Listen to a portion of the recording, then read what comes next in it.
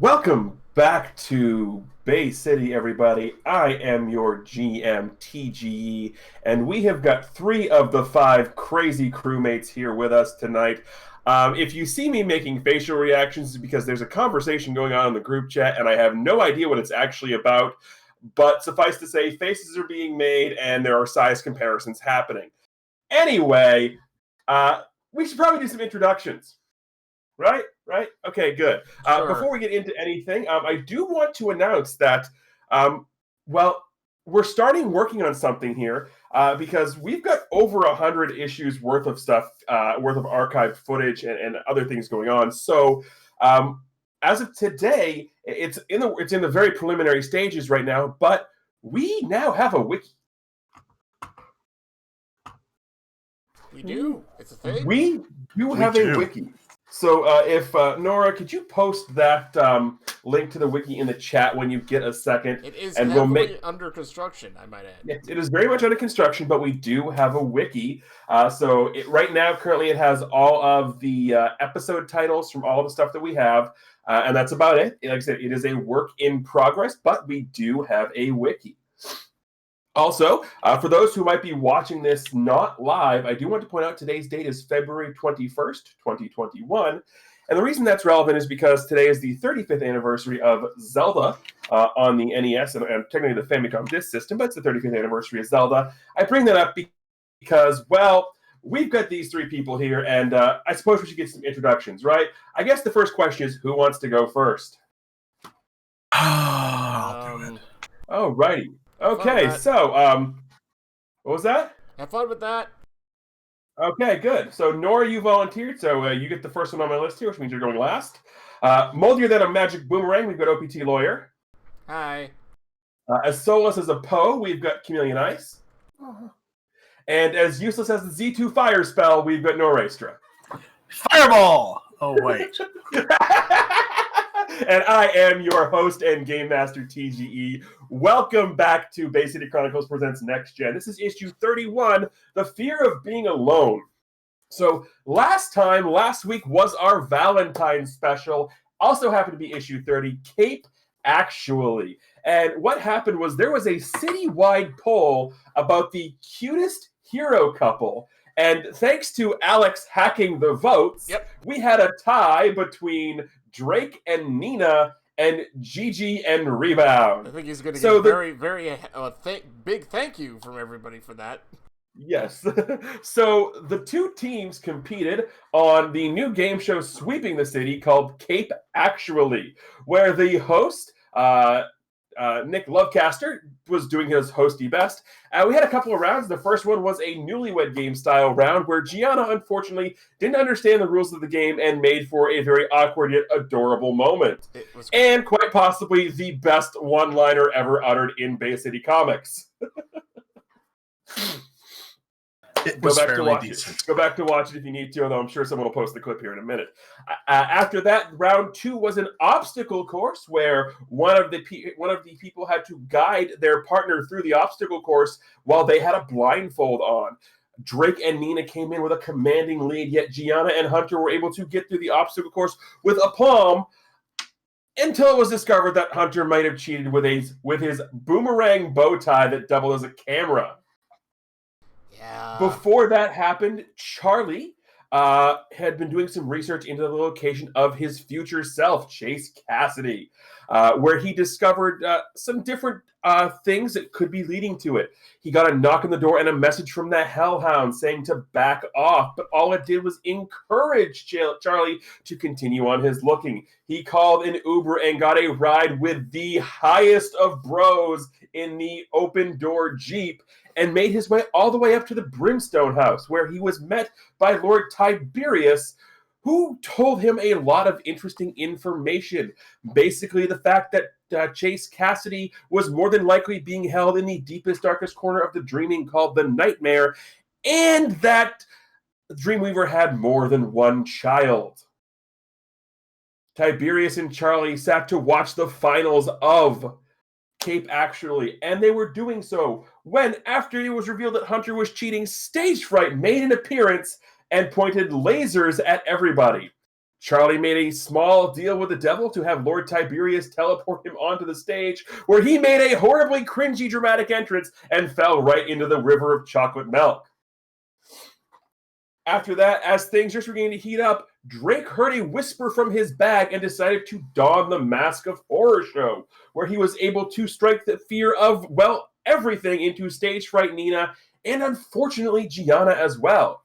After this happened, there was a large discussion in Gianna's living room, and everybody left Drake by himself. And I mean everybody, even the goose. Yeah, that happened. So this is, as I said, Bay City Chronicles presents Next Gen issue 31, The Fear of Being Alone.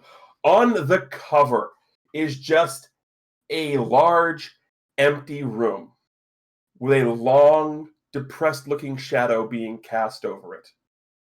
And in the foreground is just Drake, head down, with the horror show mask in hand. And in the lower right corner of the comic, there is a small emblem of a dragon chasing its tail, signifying that this is a part of the Chasing the Dragon event. We open the comic not with Drake, but with Gianna, her dad, Hunter, Ven, Alex, his mom, and the goose, all at a nearby pizza parlor having pizza and discussing what was going on. So first things first. Oh, Charlie's there too.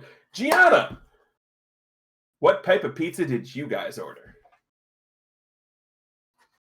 Well, Gianna is 13, so definitely pepperoni. Okay.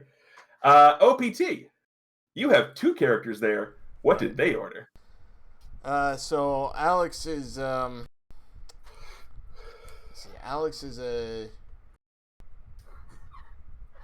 he's kind of a plain cheese kind of guy.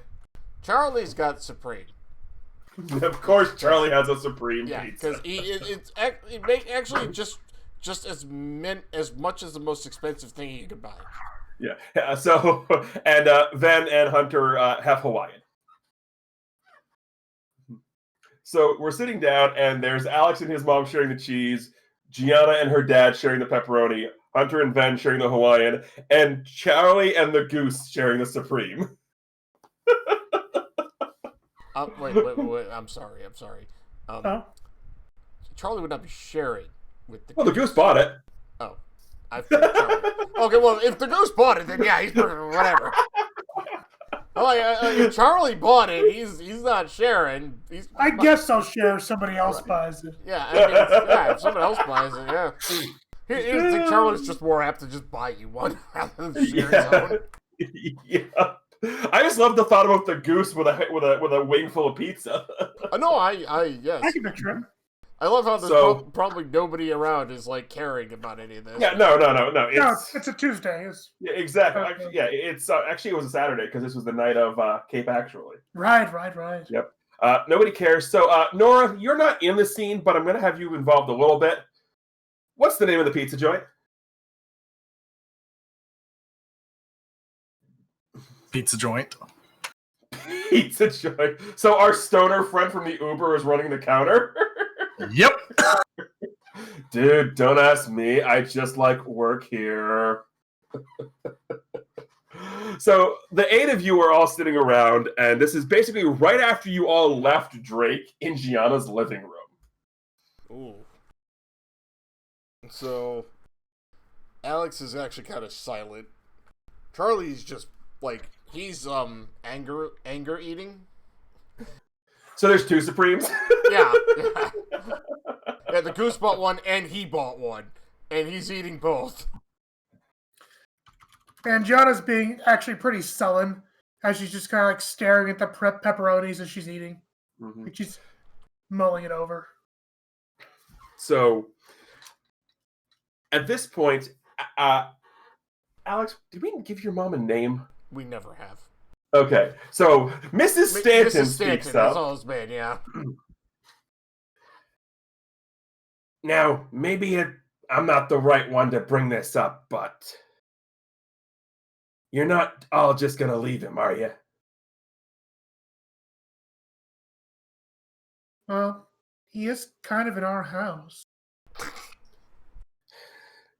You're adorable, but that's not what I mean. Yeah. Look at what all of you did to find him. And she nods over at Alex. Alex looks sheepishly away. I mean, that's some crazy levels of friendship right there. So, if that's what you're gonna do, then, I mean, don't you think your other friend deserves the same courtesy? Of course, but I don't think he wants it.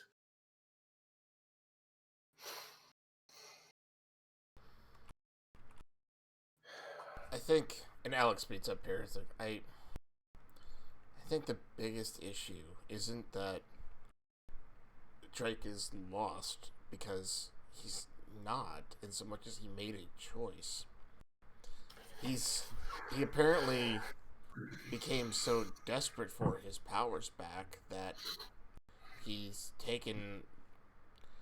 He put that mask in. Now, granted, he took it off, but I don't know. And Alex looks just completely like he doesn't look there, because it's one of those things. It's like he's been friends with Drake for quite some time now. They fought together and all this, and he's just like, I don't know what happened. Yeah. So Van will speak up at this point. He goes, I think he made a choice, but think about this from his perspective. How many of you took the time to learn about Drake before he got his powers? I didn't really even know him before then. Did any of you get to learn what he had to go through before he had them? I just knew he was on the streets. I made him lunch a few times Okay? when we would eat together. Then think about that.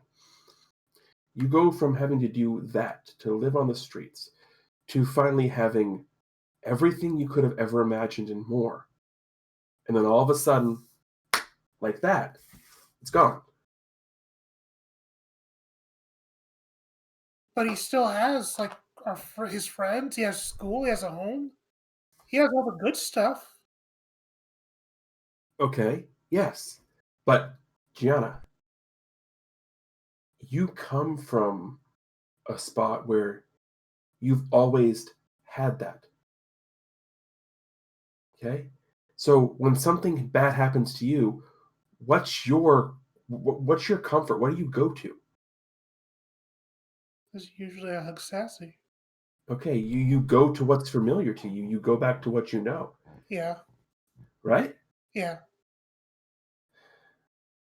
What does he know? Being alone.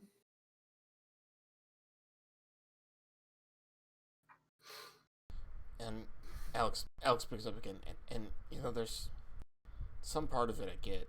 In fact, I get a lot of it, because he said something that's had me thinking for a while. He said that he wanted to save people. Well, so did I. So do I. And I know I'd give up a lot to be able to do that. So in that aspect, I kind of understand. And obviously that mask is horrific, but I don't know, is there any way he could control it? That mask, where it comes from, there's just no way it can be good. I mean, look what it did to stage fright. I mean, true. I'm more concerned about what it did to Nina, because stage fright, whatever. No, I don't mean like that. I mean, I think she meant when he put it on. yeah. Oh. Like that mask was a part of him, Yeah. and it clearly took over. And I know that like stage fright isn't the deepest mind in the world, but Drake is, well, I mean, if he's really at this point where he's this impressionable, maybe it would take him over too. But Drake is part of, and Alex looks over at the goose, like, but Drake is part of this dragon line. I'm sure there's a name for it that's not dragon line, but he's part of this legacy. Shouldn't he be able to strong enough to take it over? Maybe that's a bit complicated. You see, he initially wasn't a part of it, but the last person who was wielding it was a bit of an oaf and ran into an accident, and Drake happened to be the closest person when the accident happened, so he kind of inherited the powers. So while he's a part of the line, he wasn't supposed to be a part of the line, if that makes sense. Oh. But I've kind of grown attached to him a little bit, the goofball. But that's the thing is not having grown up with all the traditions that we have to go through, it was inevitable that something was going to test him like this. And part of being a part of something like this line is you have to be able to deal with all the adversity and do it in a way that represents the powers you're holding. And that doesn't just go for the Kaiser legacy. That goes for all of you. Is every single one of you has a set of ideals that you believe in. And if you weren't working together as a group, I mean, the reason you're working together as a group is because most of those ideals align in some way, shape, or form. So you have to show him that he's still part of this team. And I think that's his biggest issue, is I don't think he's ever felt a part of the team. Because he'd come home, and I never heard about what you guys did. I only ever heard about what he did. So if I wanted to find out about you guys, I either had to watch it on the news or I had to ask you. But how can we change that? That's something you have to figure out on your own.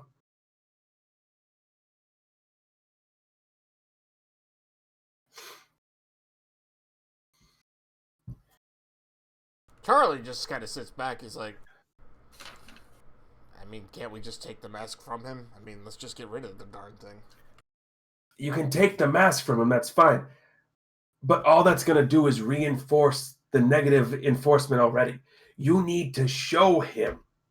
Like, taking the mask is fine. You're taking away one bad decision. That doesn't mean there's not going to be 30 others that are going to be tempting. The mask isn't the problem, is it? The problem's the way Drake feels, and what draws him towards it.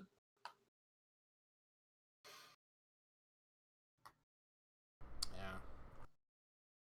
So as this conversation is going on, we're going to turn the comic page.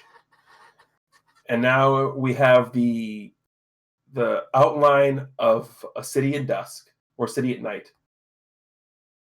And we're walking, well, Drake, where are we walking? Down the streets I used to roam. So Drake has gone back to the streets of old for him, kind of the outskirts of town, the What more is rundown. commonly referred to as the Whisperglade district. Okay. So yes, Drake is in the Whisperglade. He's kind of hidden his appearance a little bit, not with the mask, but you know, he put on a hoodie and he's kind of got it pulled on over his head a bit more, trying to cover his face a little bit so people don't recognize him as Drake or as the street rat he was prior.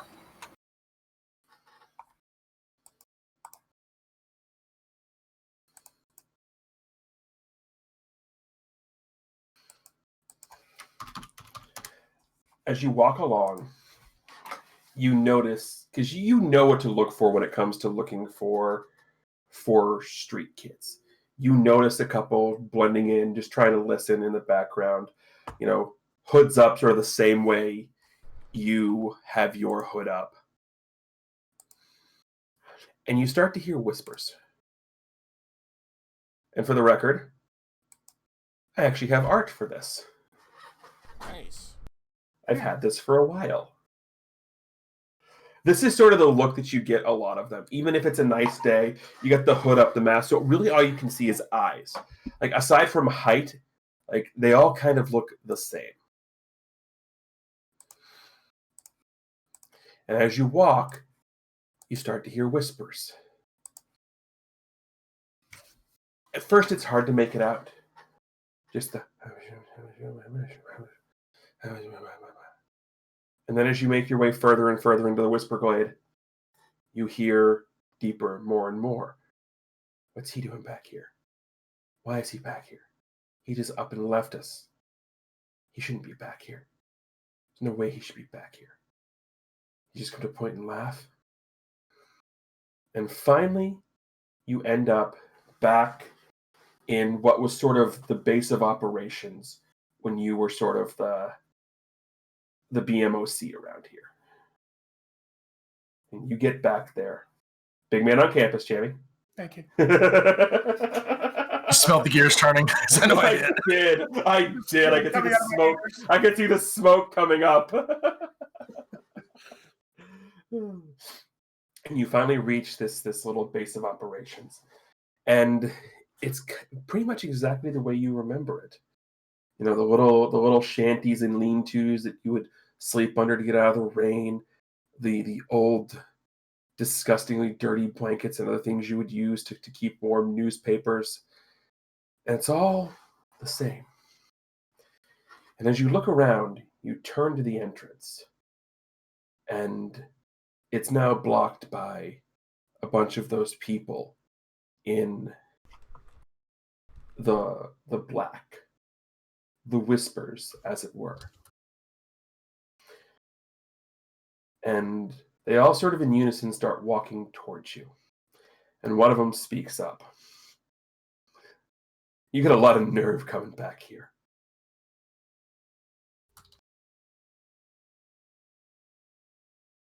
Do I recognize the voice? You do recognize the voice.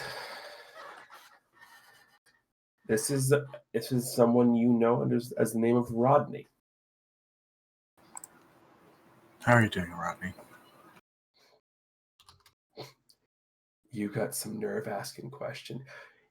Just one day you wake up and all of a sudden you have these shiny new abilities and then you forget all about us. You just walk off to some house and food and you forget all about those who helped you survive and you helped us survive. We're all of a sudden gone. And now you have the nerve to come crawling back here.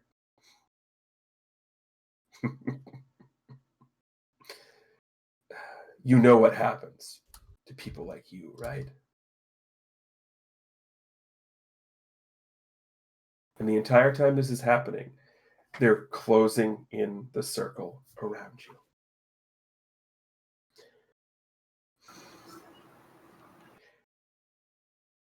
And we turn the page back to the pizza place. No.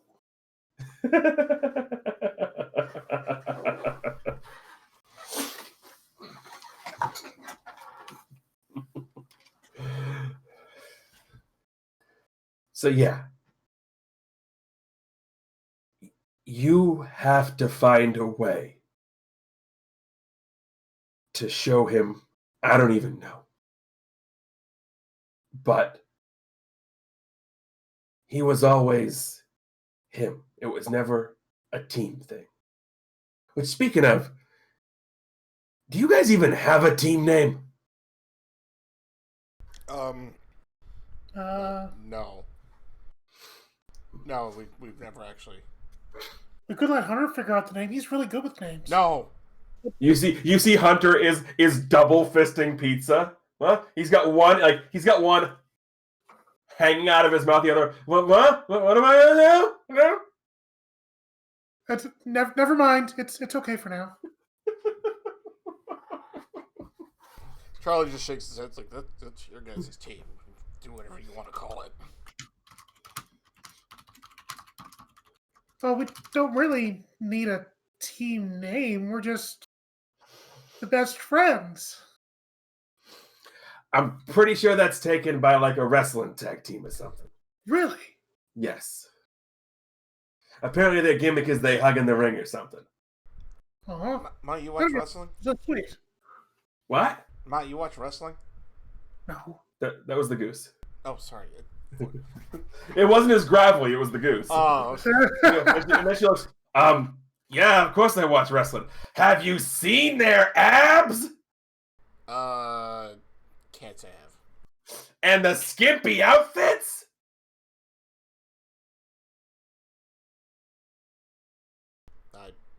No. And the entire table has the look of, really? Huh.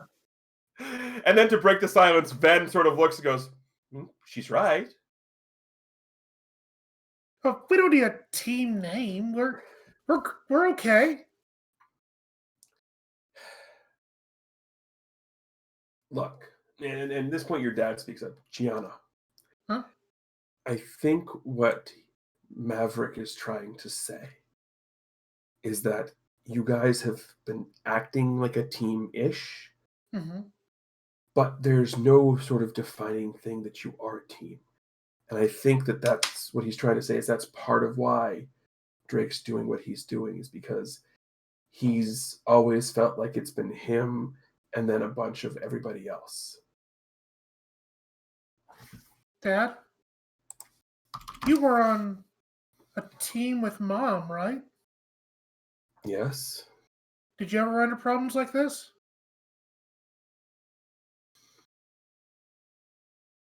Not... Well, I mean, considering your mother is now probably the most infamous supervillain in the city, and somebody's future self is... Problems like this, no. Problems similar to this, yes. But like this specifically, no. Nobody ever tried to put on an evil mask and scare the crap out of people. No, that did not happen. I see.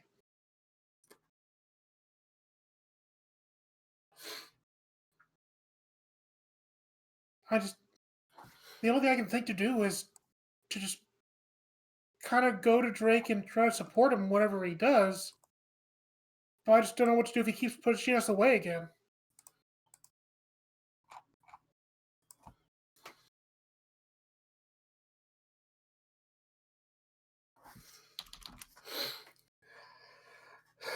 That's, again, something you need to figure out as a group.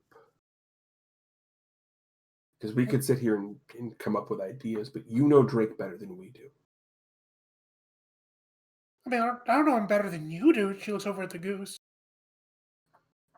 No, you definitely do know him better than I do. But you spent all that time with him.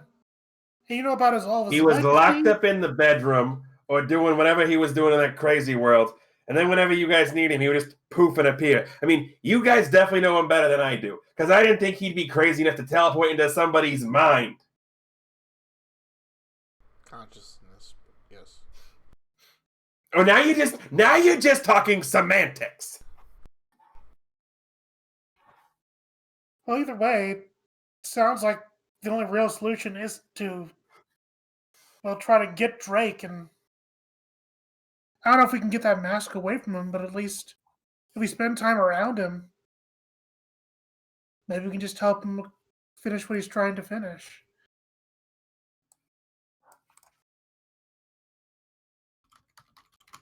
I mean, we do need to help him get his powers back, or at least get him to the Dragon Realm, or else really bad things will happen.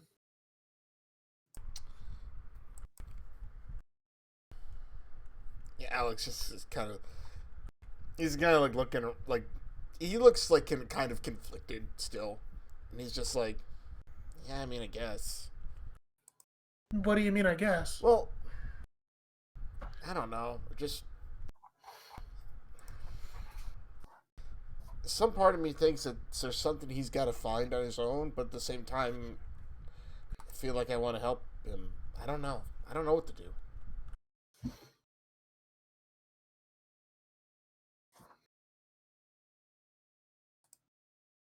Alex is eating all of like one or maybe 1.5 slices. He's just like staring at like this box of pizza, just like. And Josh just got nibbling on hers because she's still kind of mulling stuff over. Mm-hmm. But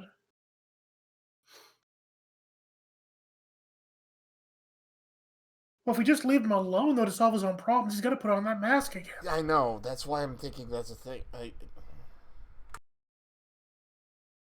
Hunter, after like chugging down half of his caffeine-free soda, Thank because goodness. Ben's here, he's not getting anything sugary. Big Brother is here. We're not doing any of that crap. It was well, I mean, Gigi, didn't you tell me that when you went into to Alex's head, that even though you guys were doing all did like the big fighting, he was the one who still had to find himself, even though you guys were there? Well, yeah, of course. Isn't this kind of the same thing? Well, yeah, but we can't go in Drake's head. That would feel kind of invasive. And the goose chimes in, and it'd probably just be one big empty hallway.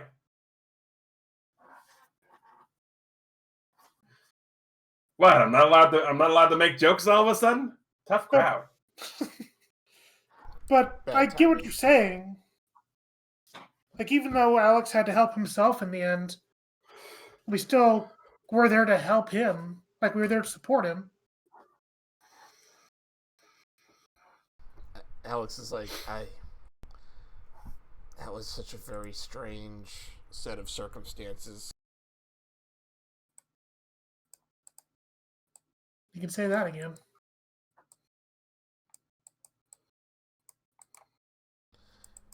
Yeah, I don't really even remember, like, obviously I wasn't aware of what was going on in my consciousness. I just remember having all these feelings, and then poof, I was in my bed with you guys in my room, and Charlie, who I didn't even know at the time. That was an experience, let me tell you. Honestly, Alex, with everything that you've gone through, I almost feel like you're the perfect person to talk to Drake right now. Like, everything you've been talking about, feeling so different and feeling almost not alive. Kitty! I mean, I feel like if anybody understands feeling like everything is on them and understands kind of being alone, right now it's you. You're not wrong. Maybe I should try to find him. Do you have any idea where he looks at the Maverick? Like, do you have any idea where he would be right now? And as the goose raises his beak to speak, we'll turn the page again. Back to the alley. And the circle of hooded figures. And as they all go in, a voice from off panel yells, "Stop." Drake, you recognize the voice. It's Badru. I didn't think I would see you here. I didn't think I'd see you here, considering I had to take over after you left, and especially considering your recent string of luck.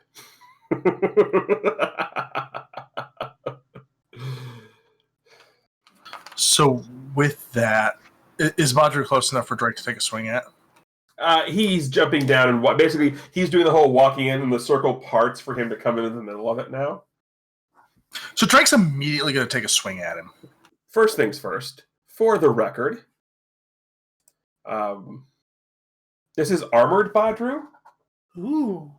Not quite. He's not quite armored. He's he's still in the full like look, but he's got the hood off so you can see his face, and he's you can tell he is of some sort of like Italian or Middle Eastern or that sort of like that Central European, lower Southern European descent, just because of the skin tone. But he just sort of walks in, smile on his face, and you go to take a swing at him, and he very easily steps back out of the way.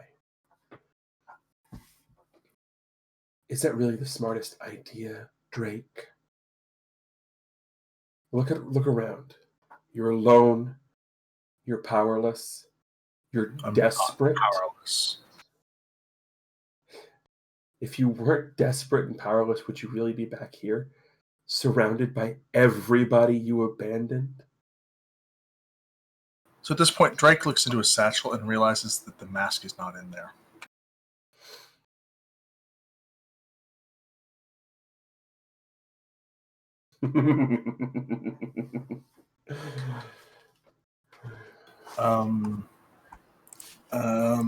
Drake's kind of looking in the bag. It's awkward. I don't think it's awkward. I think it's what certain languages would call kismet. I like to call it karma. And just the last panel we get is just him clocking Drake in the face. Yep, there you go. Took the powerful blow. I'm already maxed on conditions. That just knocks me out. So he just collapsed. Boom. Yep. So we turn back to the pizza parlor. And the goose looks and goes, Maverick looks and goes, honestly, I have no idea where he would go. You don't think he'll stay at our place? Oh, It'd be a little awkward, don't you think? I mean, otherwise he'd go back to yours. Right? I don't know. Considering we all walked out on him, I have no idea. Alex actually texts Drake's phone. Just like a, hey, man, where you at, kind of a thing. Obviously, he doesn't know Drake's now unconscious on the ground, but, you know. The phone goes right to voicemail. No, he just texts him. He didn't call him. Oh, well. So it does that. It does that. You know, if you've got the iPhone, it does the blue text message on the thing. It goes to a green text message, I don't know. or not delivered. It basically says not delivered. Basically, Drake may have got KTFO'd, but this is still a bunch of street kids. Like, they mugged him clean. Like, that cell phone's getting pawned right now. Gotcha. Oh, dear. Factory reset. Yup. So, Charlie kind of leans forward. Just kind of folds his hands, or like does this kind of a thing, and he's like, so not to completely change the subject, but while I was while you guys were on your little TV show, I was visiting an old friend of ours. Which one? Wait, you have other friends? The one that dresses really extravagantly and really has this odd obsession with chicken nuggets. Oh, what was it? Lord King, I think. Wasn't King. Or Tiberius Goldwell King. Wrong He's King, right. Yeah, I went up to the Brimstone house. What'd you do that for? Well, I've been Aren't asking. they all destroyed? No, the house is still there. I was asking, you know, around about my counterpart, and I was just in my hotel room, you know, putting a bunch of pieces of evidence together. Nothing obsessive like a whiteboard with a bunch of lines and yarn on it. And I got attacked by Hellhound. And Which one was Hellhound? Oh, this dog. He's big creature dog like thing. He came in. He punched me in the face, and then came into my room and singed up the suite, and I had to get clean and everything. But I got the message loud and clear, so I went to the Brimstone house because I got the message, and Lord Tiberius told me two things that is quite interesting. Okay. The first being, I know where Chase is at. You mean Chase Cassidy's Yes. still alive? Yes. Well, I think alive is the state he's in. He is in the dreaming. But, not just that. According to Lord Tiberius, he is in the darkest deepest corner of the dreaming that's apparently called the nightmare. Jenna kind of raises her brows at that, and she kind of looks at her dad. Huh. The next thing he dropped on me was what he said your mother was attempting to do, Gianna. Well, we kind of know what she's attempting to do. No, he told me that part of the reason she's done what she's doing is to attempt to wake the powers of her daughter, which she accomplished. Oh. But he also told me that she was attempting to awaken the powers of her other child. Her other child? At this point, Mr. Robinson goes, "What?" That's what he told me. But I'm an only child. Yes, you are. Charlie looks over at Gianna's dad. I forgot his first name. It's like, well, Victor, I think. Vic, right? Mm-hmm. Well, yours maybe.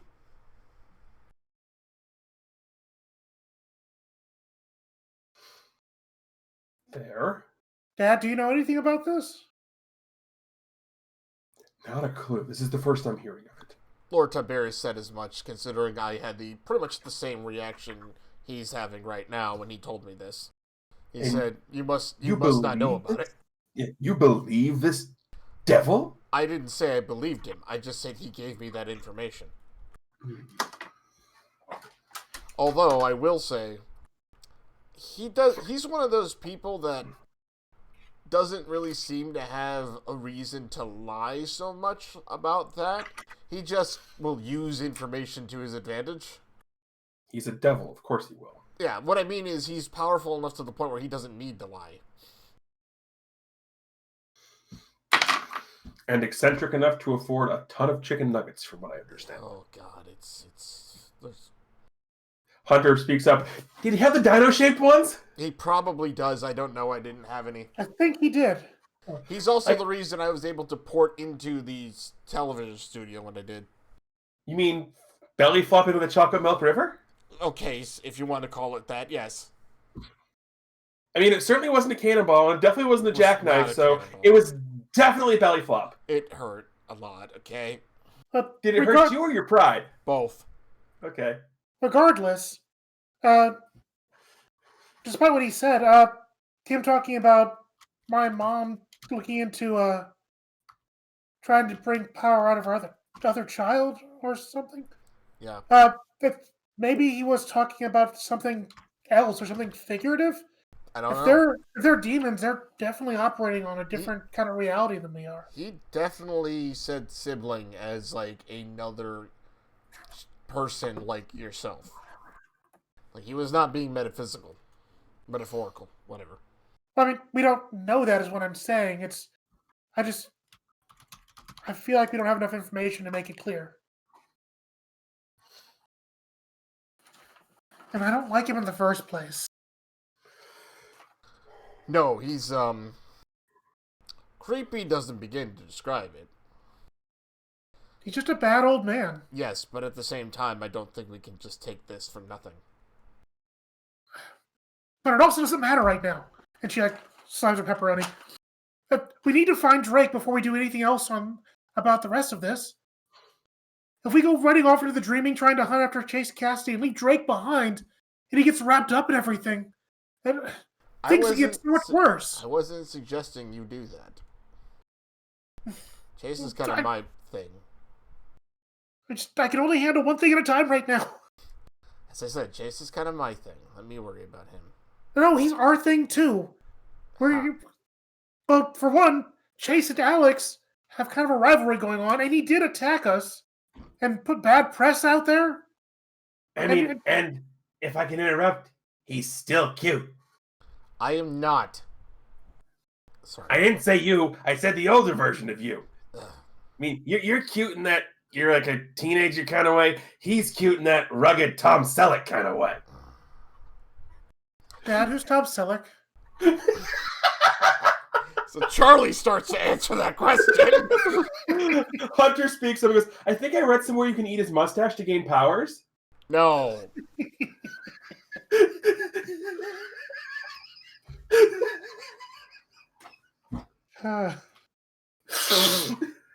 So there's some serious Google foo happening, and you all look up pictures of Tom Selleck. Yeah. Well, no, Charlie doesn't bother. He's like, I watched this stuff. What? Reruns of Magnum PI? What, you guys don't watch those? It was a great show. What?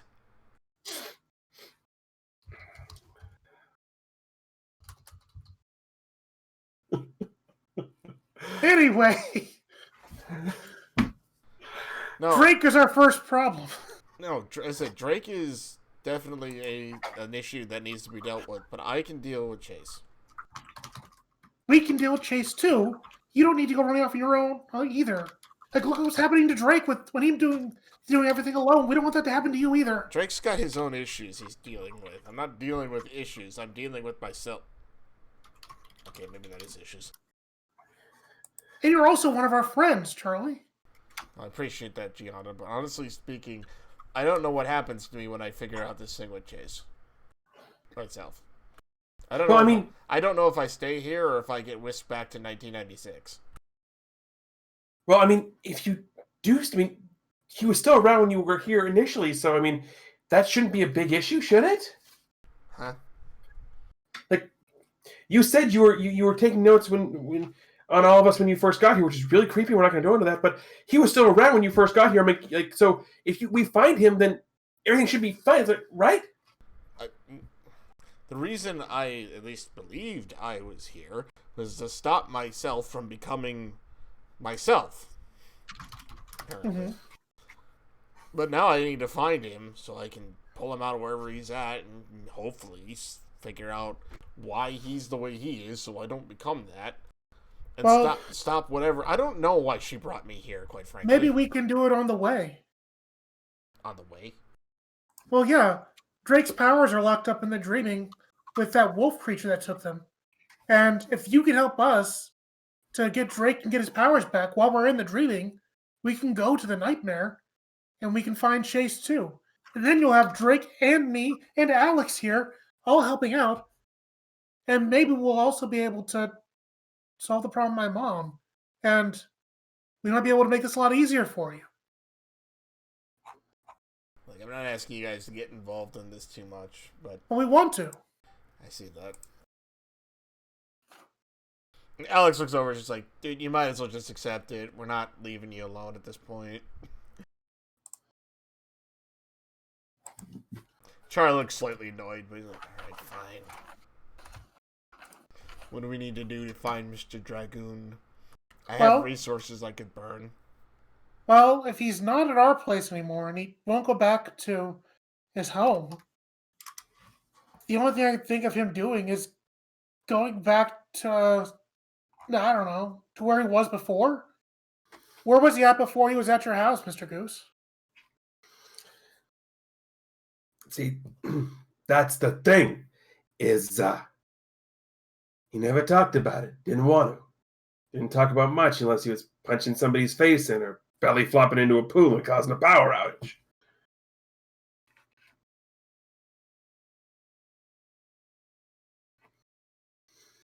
But what about when he got the power from the Kaiser? Is that it? Where did he come from then? Like, where did they find each other? You see, I wasn't the one who brought him to the house initially. I sort of showed up as a sort of guardian at that point. He was found by the previous title holder of Kaiser, guy by the name of Kiev. He's good. now. I thought you were going to tell me it was Vaughn.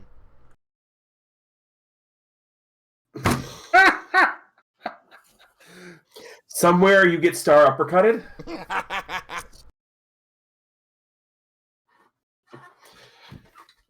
Kiev and Pedrit, both of them were in the Dragon Realms last I knew, and more than likely, as they're probably probably still in there trying to hold off whatever crap your mom's got going on. So they're probably not going to be of any help to us. Did Drake have any other friends? Alex? Do you remember? Alex kind of shrugs, like, I don't know. Honestly, I remember he came off of the streets. I wasn't sure. Wait, that's right. Huh? That one weird guy that we ran into when we were going to the studio for that awful interview. And Charlie, you blew out the windows by snapping. Yeah. That guy had a relationship to Drake because he said some awful things about him.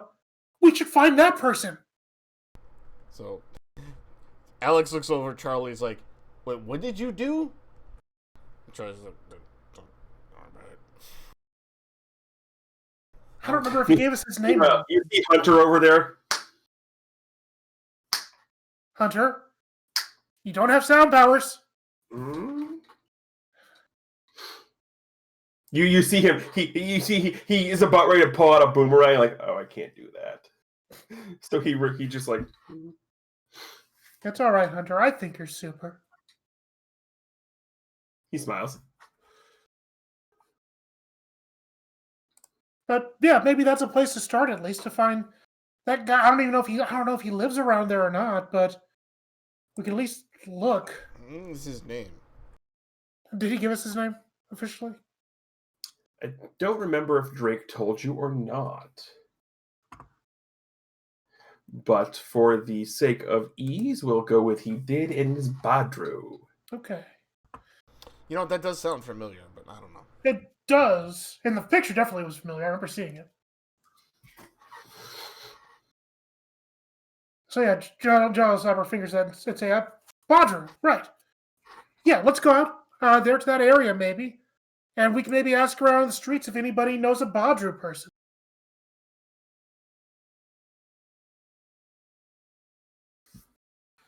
It's better than nothing, right? Absolutely.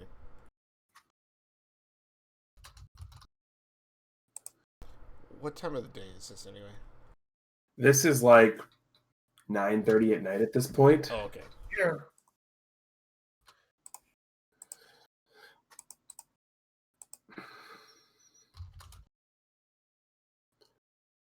Well, it's we past curfew, but Alex does kind of give a bit of a sigh. Like, I probably shouldn't stay out too long. I do have to be up early in the morning. I've got an appointment with Dr. Thatcher.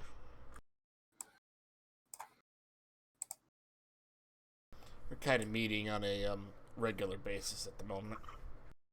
oh, that's good. I'm happy for you, Alex. Alex kind of gives like a kind of an embarrassed like look away, like.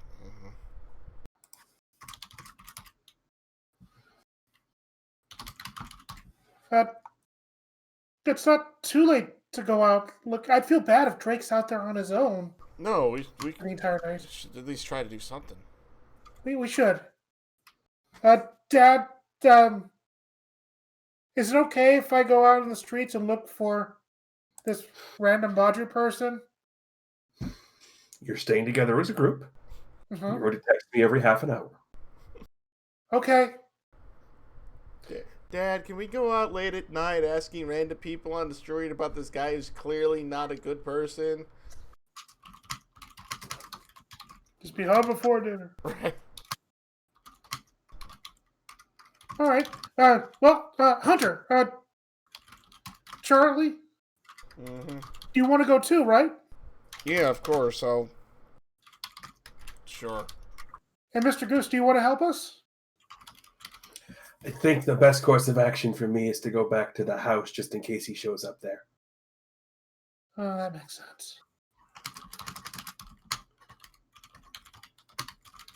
I don't want to wait around any longer. We should go. We should. She cops out of her chair and she hugs her dad. Thanks, Daddy. And she runs over to hugs Alex. Well, And good luck tomorrow. Thanks. Well, Alex stands up. Like, I mean, it's not too late. I can at least try to figure out some way to help out before I've got to get to bed. Oh, great. He looks over at his mom.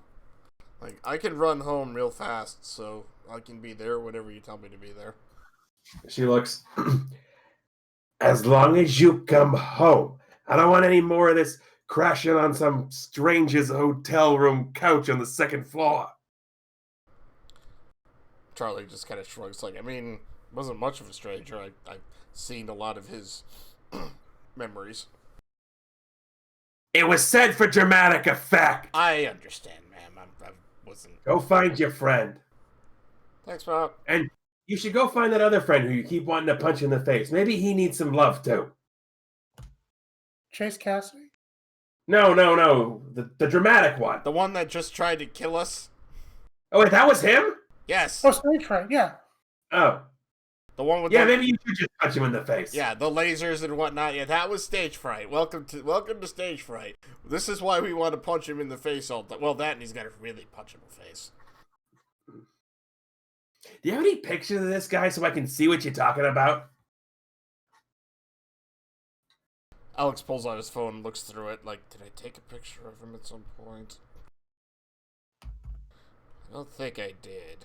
I don't know if Gianna did either. Maybe at the prison. I don't know. There should be a mugshot of him somewhere. That's actually very Yes. true. That's right. He Alex was literally in prison. Yeah, that's true. Alex pulls out that and starts getting to a mugshot. It's like, there we go. You Pulls up. pull it out, and before your mom can see it, the goose starts pecking at the screen because it's that punchable. I Alex- guess it is. Alex like, hey, careful. I'm sorry. It's a really peckable face. I know. I'm trying to show my mom. Don't break my phone.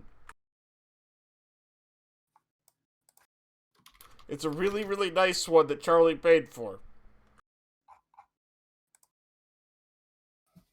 I mean, look. I mean, it's even in high def. I mean, how can you not want to punch that face? No. It's in high definition. No, I know. And he shows it. You see the guy working the pizza place. Can I see? Alex just holds up his phone.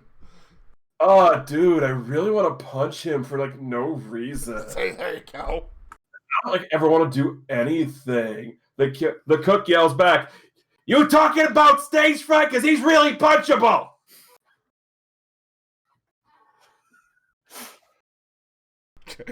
Charlie just got nods satisfactory. Hey, how do you want to do me a favor? Next time you see him, if you get a video recording saying you're punching him for me, I got a free pie with your name on it. What's your name?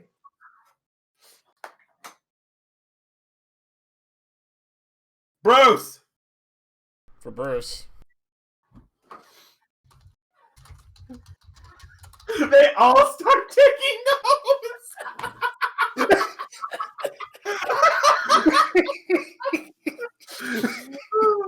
They won't take notes for a lot, but offer them a fictional free pizza, and the notes start happening. It's a reason. Now we have a reason to punch stage right in the face. It's incentive. There's just going to be a conga line. For Bruce! For Bruce! For Bruce! Exactly. Why are you all punching me, and who is Bruce?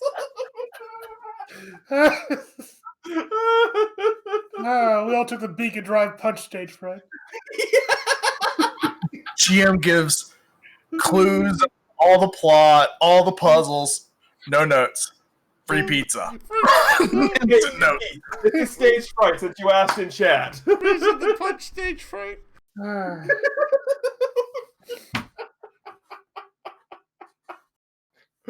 Okay, so you leave to go try and find Badru, and I need to know who is going to be taking the lead on this. Gianna clearly cares the most. Yeah. Although Alex, yeah, Gianna, but Alex is also like big into this. Charlie's just kind of, he's there, he's helping I just out. need to know who's going to be rolling the move. Okay, gotcha. Yeah, Gianna definitely. Also, real quick, before we get too far, Bay City Chronicles is not responsible for broken monitors for punching stage fright from after the image is shown. Yes. Oh, okay. Asking around. When you are asking around the streets for information, roll plus superior. They're getting kind of. Oh no, Drake burned his entire everything. Yeah, Well, you're not looking for Drake. You were looking for Badru. this is true. Nice roll. Great. Okay, here is the move that I just whipped up in the meantime. When you're asking around the streets for information, roll plus superior. On a hit, you find a lead. On a 10 plus, you may ask one follow-up question the GM will answer honestly. On a miss, word gets around that you're asking questions. Prepare to be confronted.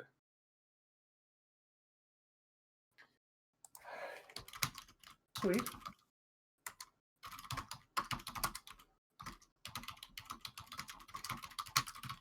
So, you get a lead, and the lead is directing you towards the slummier part of town, the Whisper Glade. But you have a question. So what's the question? Ooh, well, we know it's potentially taking us to the Whisper Glade. Who is Baudru de Drake?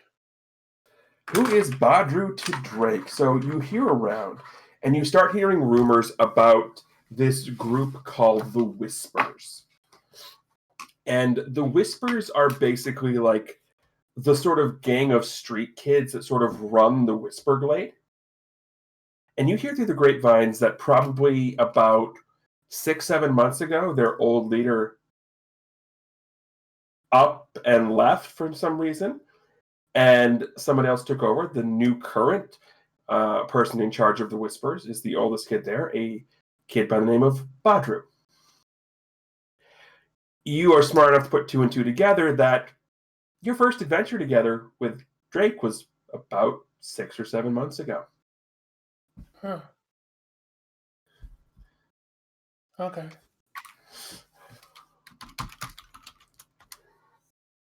Well, that can't be good. Mm-hmm. So yeah, Gianna will definitely want to make their way over there. So she definitely will start heading there immediately. Yep. So basically, to give your question a full answer is, who is Baudru de Drake? His replacement.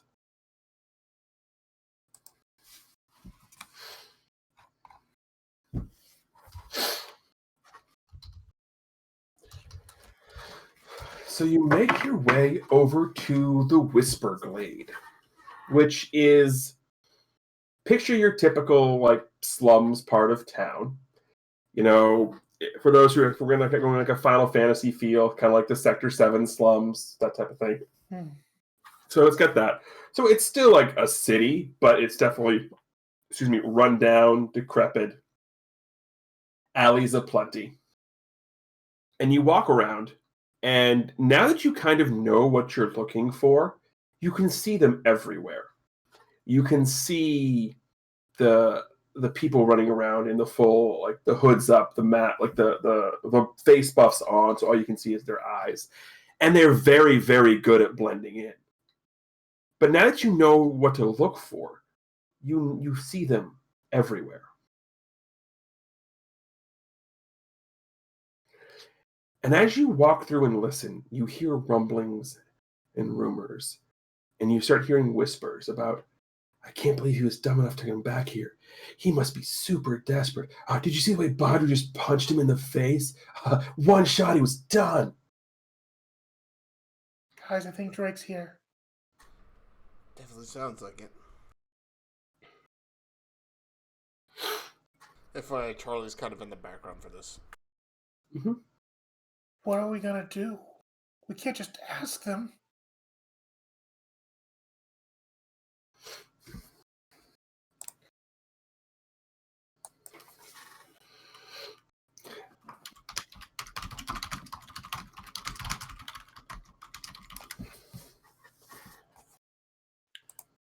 I mean, right? I mean, could. Okay. I'm not saying it's a good idea. I'm just saying. Because Gianna looks around the friendliest looking. Alex grabs Gianna. Do me a favor. Just roll me a flat D20 luck check. Ooh, I like luck checks.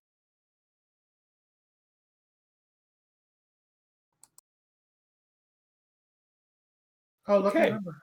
That's a good one. You look around, and as Alex is sort of pulling you back, you don't necessarily see someone you recognize, but you see something you recognize. you see one of these whispers has these very, very distinct, thick glasses, who Gigi recognizes because she's seen them in art class before. You recognize these as glasses belonging to a girl named Myrtle. What's she doing out here? Or as most people know her, Myrtle the Turtle.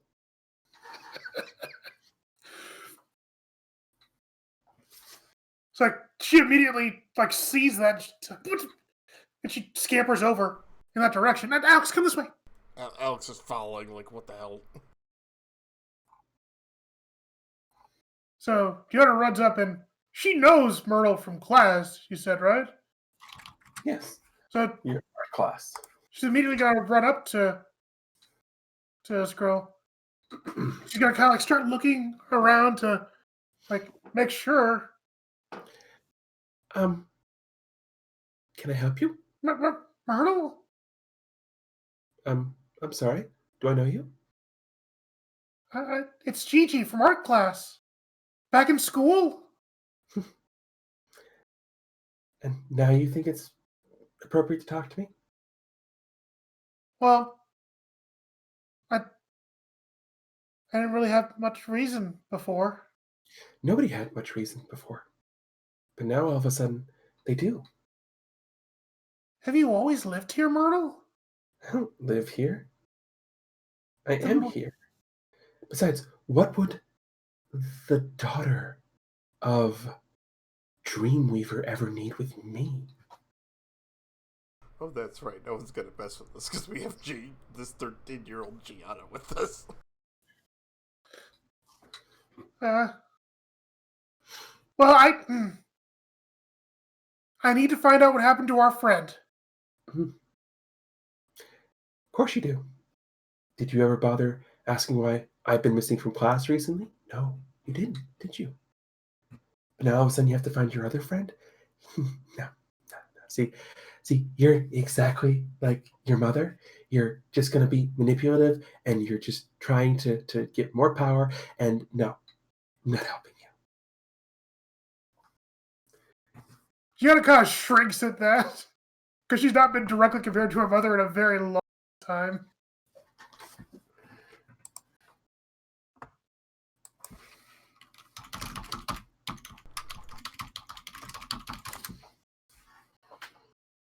And she's kind of glances sheepishly at Alex and Charlie. Alex is standing there. He just looks at her like, I can assure you, Gianna's not looking to do anything like that. Our friend has lost his way and he's here. I'm trying to find him. He's kind of in danger from himself. Anyone who's lost here, they're either going to get found or they're going to get found. Hopefully for you, it's the former and not the latter. That's why we're asking about him. Yeah, and do you think I'm going to tell her anything? How about me? I don't even know who you are. I'm her friend.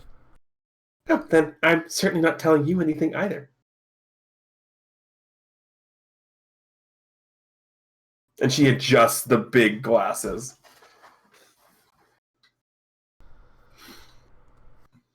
So Alex is gonna do his kind of. Hold on, actually, before I do that, let me look at something.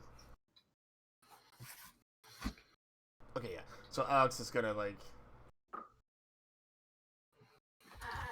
he's gonna kind of stand up straight a bit. He's just gonna look at her like, look, I understand, ish.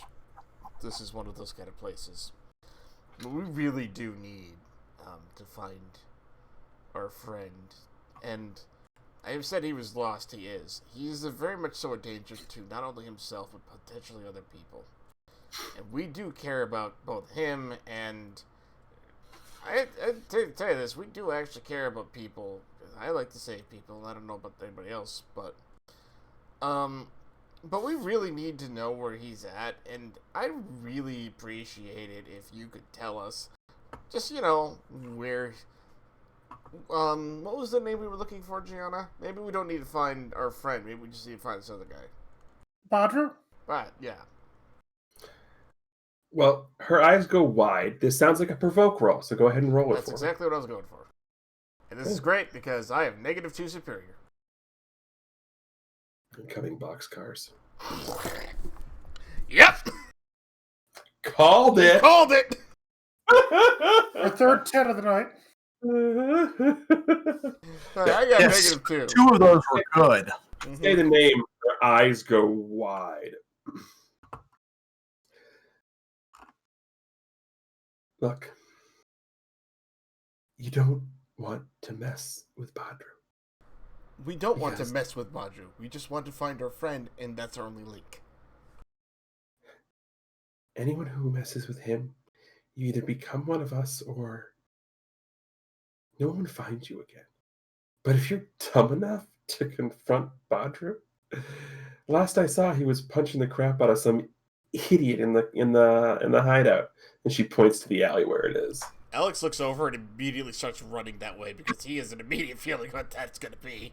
And Jonah actually stops, as she kind of stops and looks at Myrtle. It's like, Myrtle, what did happen to you? Like you care. I do. No, you don't. You're just saying this because you're trying to make me feel better after your friend went running off to probably get his butt kicked. You should probably go help him. Oh no, Alex is going to beat up whoever he sees. But Yeah. you're just a kid and you're out here, and it's dangerous out here. Less dangerous out here than it is back at school. At least here, people respect me. And she jumps down off of the trash can she was sitting on, does the whole hair tussle to you, and walks off. Very matter-of-factly. No hair flip? No. Just a tussle. So Gianna looks, watch her go sadly before she starts following after Alex. So Alex, you run to this alley, and it's the same alley we saw Drake wander into earlier, but it's now empty. Mm-hmm. There's nothing. Although you do, make your way to the front and or the middle, and you definitely see what Myrtle said was true. There was definitely someone got punched because there's definitely some blood. It looks like someone just got punched in the nose, in the middle here. Right. But that's it. There's nothing else here. Well, she pointed towards the hideout, so that's what he's also. The height of the alley. Oh. Okay. What? It's low tech. Guess. I mean, there is a door to a little warehousey section in the alley, but she pointed to the alley. Right. So Alex starts looking around for any potential idea of where anybody went to. I said, "There's the door." What? Here's the door to a little warehousey section. Oh, okay. So he's just gonna run in, not run, but he's just gonna go to the door, open it, and just go inside. So you walk in, and it's old, it's dusty, it's a warehouse, but if anything, Badru definitely has a flair for the overly dramatic, because you run in, and up on one of the little loading dock platforms, made out of basically old boxes, old plywood boxes and rusted metal, is a very crude looking throne that you see this person sitting on, who, Gianna, you do recognize as Badru, because you have seen him before. Okay. So He's Alex sitting up there, lounging on it, very, very Joffrey. So the first thing Alex does when he walks in and sees this is he looks at this guy and he legitimately laughs, hi. Oh, how rude! The first thing you do is show up and laugh. I was not expecting that. I mean, you've done good work with the material you've got. I'll tell you that much. If you're looking for your friend, he's not here. Oh, damn. You know where he went to? Not a clue. Okay. I punched his lights out and came in here. I don't know what happened to him after that. Alex just kind of frowns and stares at him well, Did he do anything to deserve it? You mean aside from abandoning everybody 7 months ago and being just an all-around pompous asshat? No. Okay, so we are talking about the same drink. No. So Alex looks around like Green hair, attitude for days. Yeah. Smells like feathers. Yeah, that's him. Right. Look, I've got no beef with you. We're just looking for Drake because we need to find him. Well, if he came back here, he always didn't want to be found because he had to be desperate to come back here. And, well, we don't want him, so we told him to leave, and I gave him a piece of my mind and my right hand. Yeah. How long ago was that? He looks at his hand. The streetlights weren't on yet. Okay.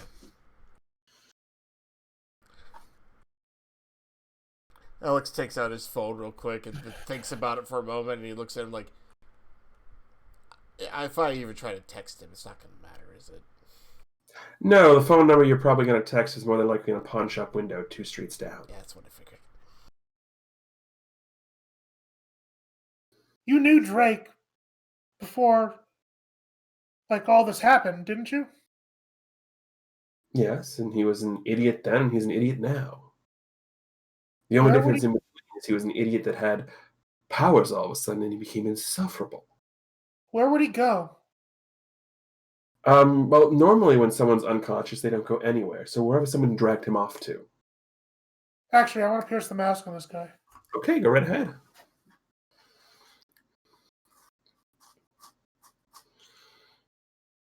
Okay. You have a team. We do have a team. Let's see, how can Alex help out with this?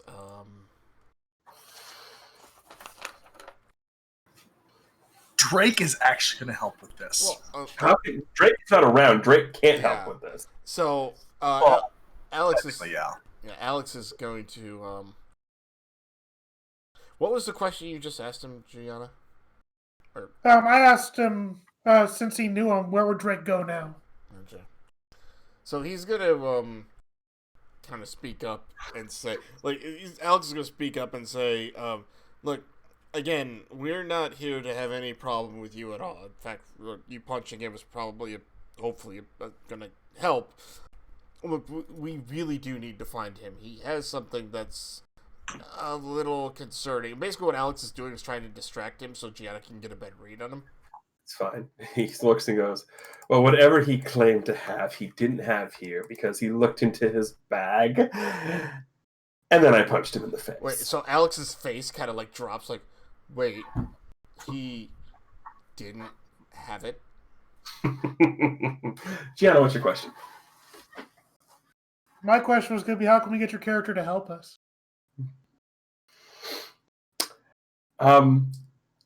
He's telling you everything he knows. He is being 100% honest with you right now. Yeah. Right. Yeah, I got that feeling. He's not going to want to help you because he could care less about Drake at Yeah. this point. But he also is like Merle said, you have a reputation. Your mother has a reputation. And from what he's been doing, he knows better than to go down that path. So he's being honest with you 100%. Yeah, he's Smug, smarmy, but honest. Yeah, he's not gonna help us physically, but he's not gonna lie to us either. Right. Yeah. True. So Alex is looking exceptionally panicked at the moment. So he didn't even have it on him. Did it leave him, or did he leave it behind? That's a problem. So, do we have to find it now? We have to find him first. But he's going to be looking for that. Yeah, I know. I'm pretty sure he's going to be looking for some aspirin and a pillow. Drake's, For someone who claimed to have all these powers in fighting, one punch was all it took. he's kind of in a... But he's endured enough. He'll be alright. The matter is where he went off to. Not a clue. Oh. We'll find him anyway, then. Thank you. Not sure why you want to find him. Because he's our friend. It's part of the team. Does he feel the same way about you? Because the last team he was a part of, he just up and abandoned and something better came along. But we're He's not got- going to abandon him. He's got issues right now, and if you know her at all, I can tell you she doesn't give up on anybody. I know from experience. No, we all saw her rip a hole in the sky. That was part of it. She found me when I was lost. Let me put it that way. And we'll find Drake. Anyway, enjoy your throne. Yes. Again, it caught me off guard, but yeah, you've done quite well with the materials you used for it. You have some time around here. I would wish you good luck on your quest, but I don't honestly wish you good luck. Yeah, it's okay. And Joe just kind of walks out the door. Alex goes into. He looks back, just like, just one real quick question. Why is it called the Whisperers? Why is what called the Whispers? Never mind. No, why is what called the Whispers? I may have missaid the name. I forget what it was called. No, their names are Whispers. Right. The Whispers is the group name, yes. Right. I was just You know, it's- wondering. Because it's the Whisper Glade, Oh, and it makes Oh. sense. all right. I So can here respect- that was a very deep thought about how whispers are often unheard of, Yeah, and not right. paid attention to and forgotten. Nope, just name of the place. Alex kind of gives like this, What, like, do you say that out loud, Gianna, or you just was that No. Chammy? That was Chammy. right. Chammy's 100% correct. He's just not telling you that. Alex kind of gives like this. All right. Just curious. So we turn the page, and we get one of those like eye-opening scenes. And Drake, you open your eyes, your head is pounding, your nose hurts, and you look up, and the first thing you see in your haze is what appears to be a set of canine ears. Oh. Why is there a dog here? And you don't get any aspirin? There's some on the table beside you. And now that your eyes go more into focus, you realize the ears are attached to a fedora.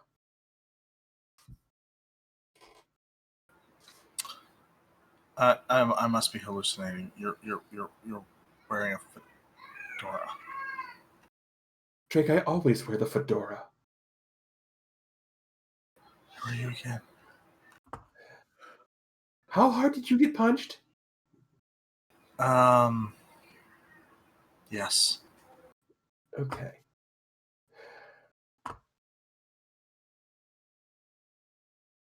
Water, aspirin, go. So Drake takes the water and the aspirin. Good. And we go, and we now get the full zoom out, and we've seen this place before. We're in Hilbert's house. Clearly, we're in a guest room that we hadn't seen last time. So Hilbert walks over and sits on a chair and puts his feet up, very similarly to how we saw Badru sitting, just because the juxtaposition is great. And he looks and goes, "So, what happened during that TV show?" I put the mask on to save us all. Oh, you mean this one? And he has a pen holding up the mask through an eye hole, spinning it. Where was that? How did you? It was in my bag. It was in your bag, you're right. Although your cell phone's missing, I'm pretty sure they pawned that. No, I'll get a new one. But it wasn't there when I ran into Badru. Who's Yeah. Badru?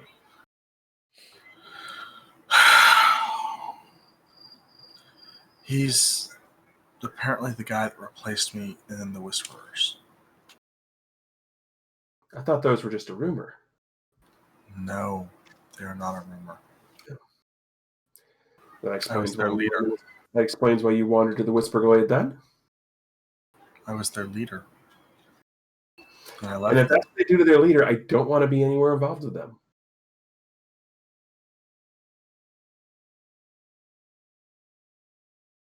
Fair. I think they're mad at me.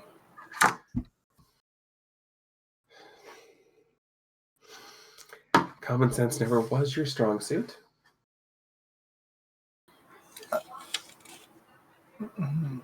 Yeah. My head. Yeah, so why were you going down there? I mean, I was walking around and I happened to track you and I'm like, okay, and you just looked out of it, so I followed you. They all left me this time. Who's they? Gigi, Alex, even Why? Hunter. Hilbert just looks at you. Hunter doesn't leave anybody. He's like corgi loyal. Yeah, he's a corgi, but he left too. The goose. And he looks. Okay. If they all left, then what did you do? I put the mask on. And what did it do then? It apparently destroyed stage fright. Oh, isn't he the idiot with the punchable face? I didn't get to punch it. I was sad. Well, then there's your first mistake. You put something on that didn't let you punch stage fright. Like, I walked away from you too at that point. But the other two visions I saw when it destroyed stage fright, one was Nina and the birds being destroyed, and the other was Gigi's mom winning.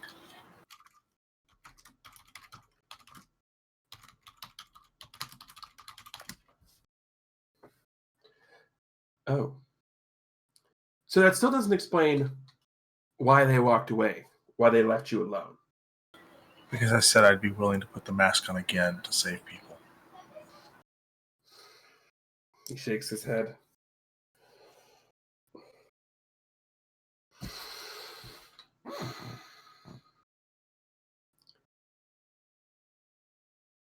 Why would you do that?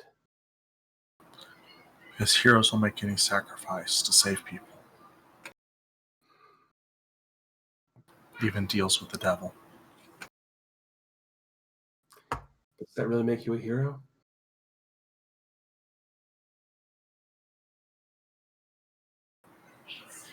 I think so. What was it the Maverick said when we first met? That you needed to... What? Don't sit in his chair. No, that's what he said to you. I meant when... a couple weeks ago when we first met. I think it was something about you had to show that you were deserving to get your powers back. Do you think that putting on something like that is showing that? But the mask promised me it would get me my powers back. Do you not read any fantasy at all? Like, if the creepy thing tells you it's going to get your things back, it's clearly not going to do it. It has a very trusting voice. Let me guess. It was soft and whispery. Saying, And disembodied. I can get... Hilbert steps out of the room. I can get your powers back. Oh, yes, I want my powers back. Please. He steps back in the room. See, I can be a disembodied voice too. But you're not Dev. Oh, God. Backtracking, Joel. Backtracking.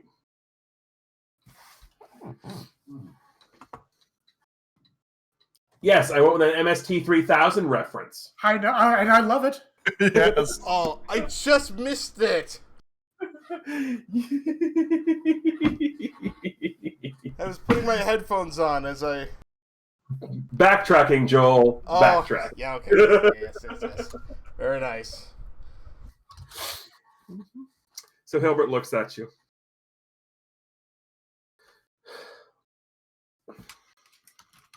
Why do you think they all walked out of the room on you? Because of the mask. They don't trust it.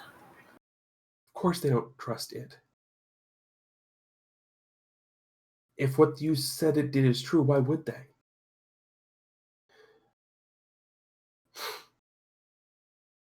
And let me guess, when they tried to convince you to give it up, you said no. They didn't really try to convince me to give it up. Or were you just not listening? No one asked for the mask.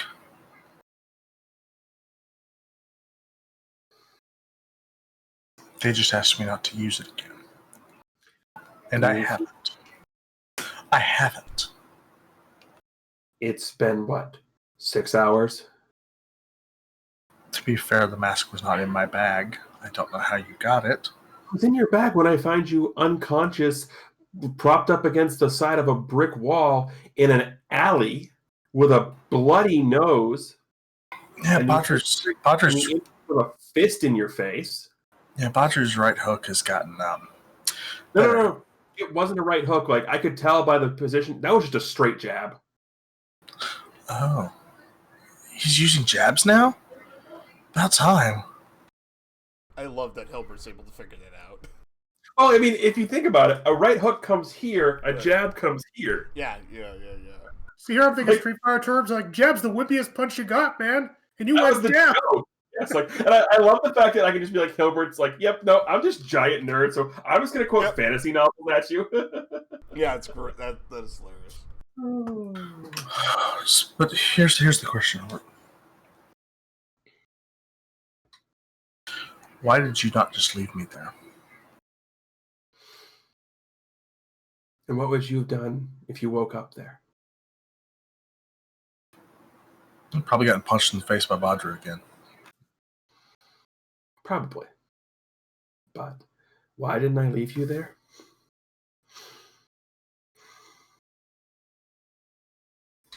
Because as strange as this sounds,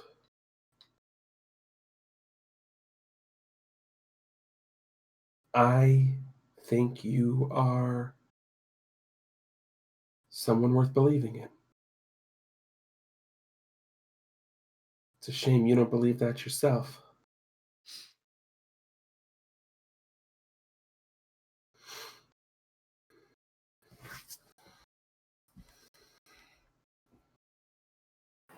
I believe in myself. If you believed in yourself, you wouldn't have been tempted to put the mask on. If you believed in yourself, you wouldn't have shot a fireball at me. And if you believed in yourself, you would already be well on the way to getting your own powers back and not relying on something else. And if you believed in yourself, you'd believe in the rest of your team and your friends, and you wouldn't have done something that could have potentially hurt them.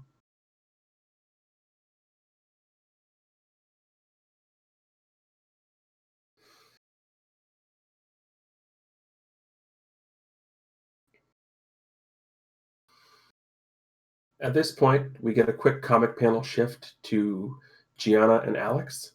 And Gianna, your phone goes off. She checks her phone.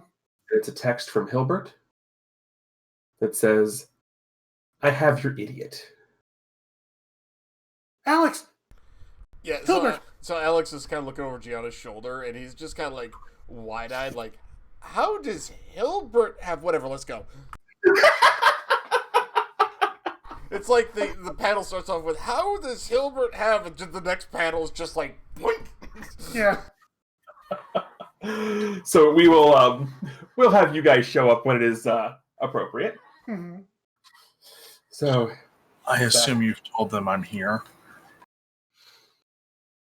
I waited till you were awake. So now you're going to turn me over to them? Turn you over? Sounds like you think you're under arrest.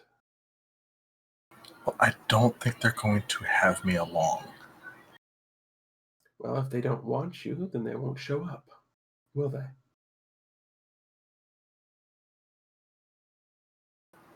But they'll come for the mask.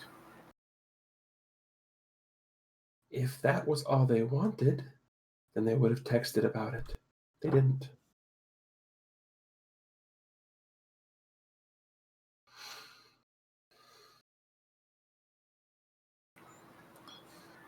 So, Hilbert, Yes. how would you go about proving you're worthy?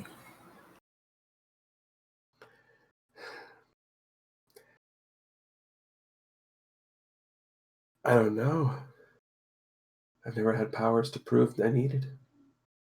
I woke up one morning, or I didn't even know I had these powers, although apparently everything started happening after your friend ripped a hole in the world. And then the bully suddenly started disappearing. And, well, you know the rest of the story, don't you? Yeah. But still, I know you read the comics. I know you read the fantasy. How do heroes reclaim their honor? And is it worth my reclaiming at this point? Do I have any to reclaim? That last part, I don't know the answer to. That one, you have to figure out. As for the first one, it varies from power to power. You have to prove to whatever being or entity that power is, you have to show it that you embody what it wants to be. I mean, there's a reason that Arthur was able to pull the sword from the stone. There's all kinds of crazy things. But you know your powers better than anyone does. And here's the big thing. Okay, I'm not going to quote the fantasy novels here. I'm going to go a little bit more recent. Remember the movie Thor? The first one or the second one? The third one was good. The first one. Okay.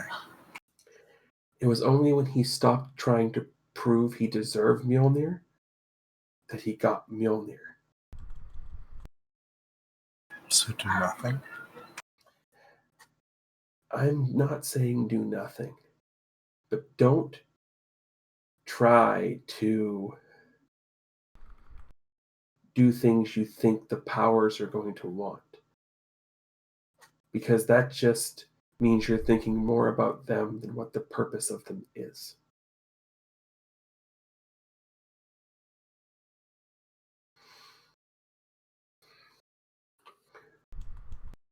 At this point, there is a on the front door. And you just hear, "Come on up, it's unlocked." So, Alex runs in, gives a quick hello to the parents, and No, just Hilbert's the only one home right now. oh, okay, my bad. So yeah, Alex just kind of opens the door. He just runs up towards the room, and he kind of not bursts in the room, but So the scene you see is Drake on the bed, sitting up, Hilbert sitting in the comfy chair with the horror show mask twirling around on the pen. So the first thing that Alex does is actually he runs over to Drake first, and just kind of immediately hugs him. Aw. Oh, thank God you're okay. And then he looks over to Hilbert, and then he's like, "Wait, why do you have that?" It was in his bag. Oh, what? So The one dude told us he didn't have it. I'm just telling you what I found when I found him unconscious, propped up against the box. And it's probably about that time that Gianna would finally come into the room, like huffing and puffing, like, huh, oh, you run fast. Yeah, Charlie's behind her, like, "It's all right, Gigi. It's okay, Gianna. It's okay. You didn't have to run. Alex is clearly faster than both of us." Drake, you're alive! She runs over. She like hugs his leg. okay, so would both of you be trying to comfort and support Drake here? Yeah. I guess it's a 4 of it, yes. Yes, then roll it. Okay. I have I need conditions cleared, darn it! I have 5 conditions marked. I need y'all to roll. So Also, I think there's something else that needs to be triggered as well here. what is it? You still have the drama moves, correct? Because you get a drama move replacement. 2. But I believe you still get the share vulnerability or weakness one. Or is that a different one unused?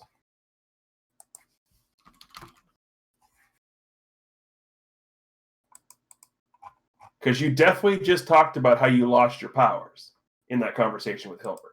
Oh, it's a team move. When you share a vulnerability or weakness with someone, tell them a secret about your legacy, including your own true feelings about it. Clear a condition and give them influence. Okay, So we're saying that still applies here? Well, you have the replacement one, right? Is when you talk about how you lost your powers. Yes. That definitely happened in this conversation. Okay. So what is that? What is that? So when you talk about how you lost your powers, ask if they think that you are still a hero. If they do, clear a condition and let them shift your labels. If they do not, mark potential and the GM will shift your labels. Okay, so he definitely said yes because you asked him why'd you do that. He definitely said yes to that.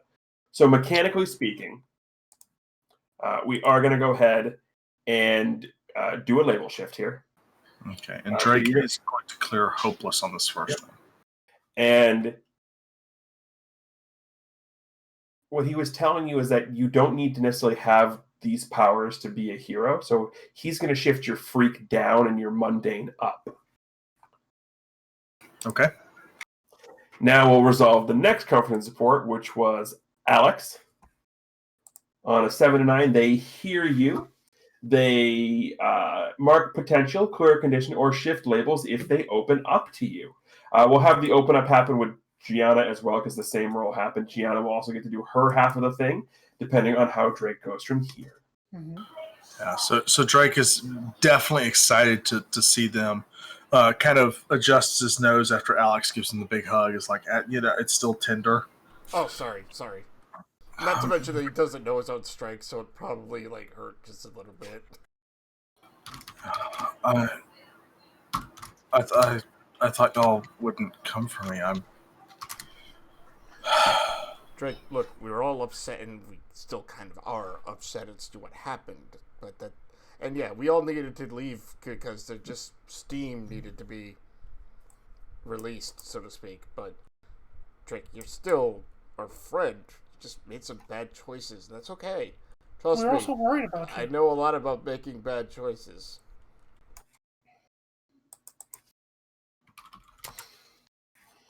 And so with that, Drake's now cleared 3 conditions. Woo! Also, Gigi's taking up to 10 plus and adding a team to the pool.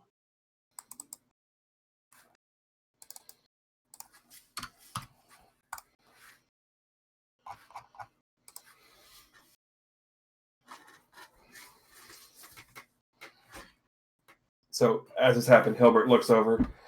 Want to tell me again I was wrong?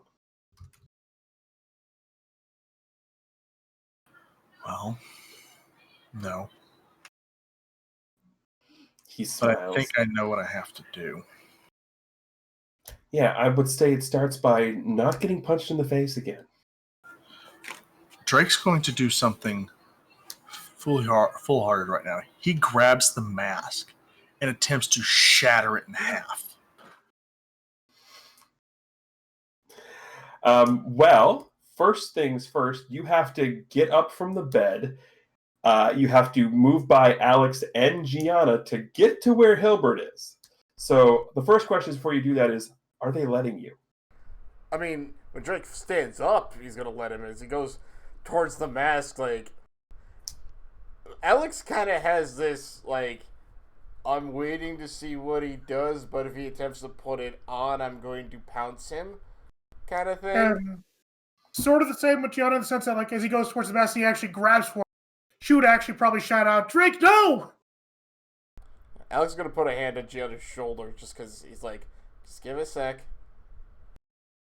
Okay, like I said, I had to ask because of the positioning. Understand. Fair enough. So Charlie, by the way, is just kind of leaning in the door frame, barely in the room kind of a thing. Yes, like I said, Hilbert's twirling it, and you grab it, and he just looks. He lets you grab it because he wants to see what you're going to do. So what do you want me to roll for this? I want you to roll nothing.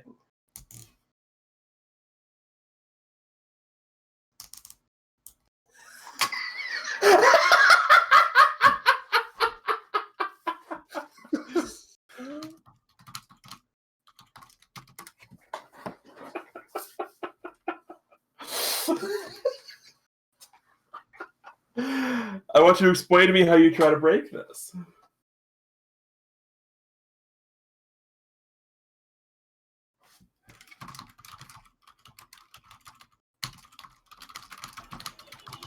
So Drake takes the mask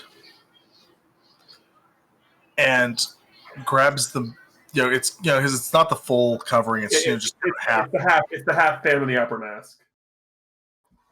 And he just starts to bend it.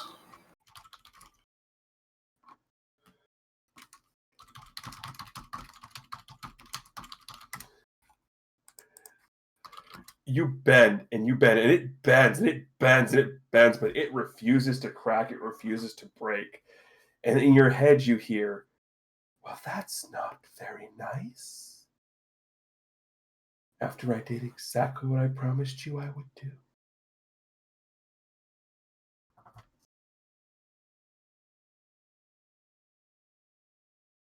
So Alex is watching this, and he's like, Drake, throw it on the floor. Maybe we can just stomp on it or something.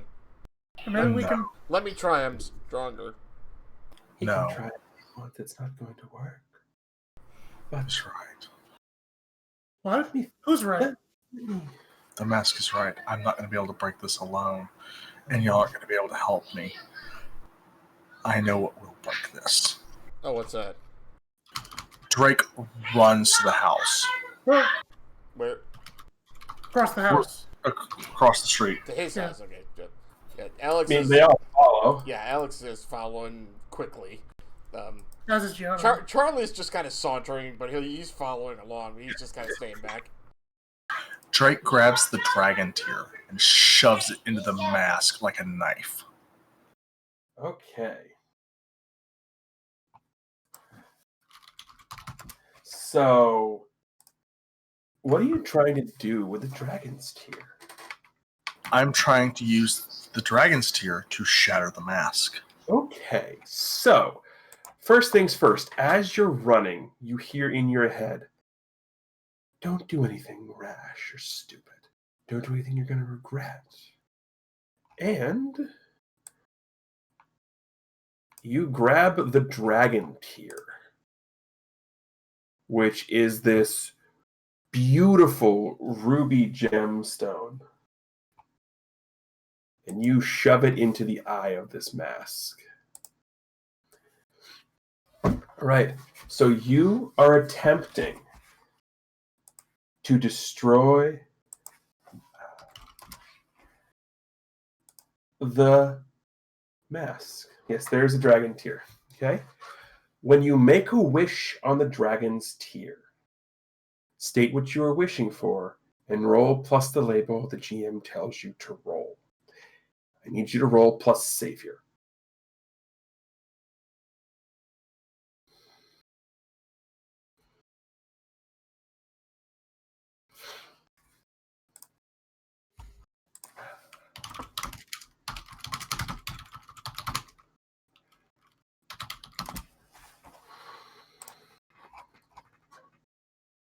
Oh dear. Wait. That shouldn't be a 2. What happened? Oh, you have insecure mark. That should be a 4. It's still not going to matter. No. Well, I mean, I guess the question would, because the most I could do is A 5. a 5. That's wrong. Okay. So, on a hit, your wish is granted. On a 7 to 9, the power coming from the tear is hard to control. Mark 2 conditions, or the GM will tell you how the energy or effect is unstable or temporary. On a miss, your wish is granted, but you overtax the tear. Take a powerful blow as the dragon's tear breaks and is rendered inert.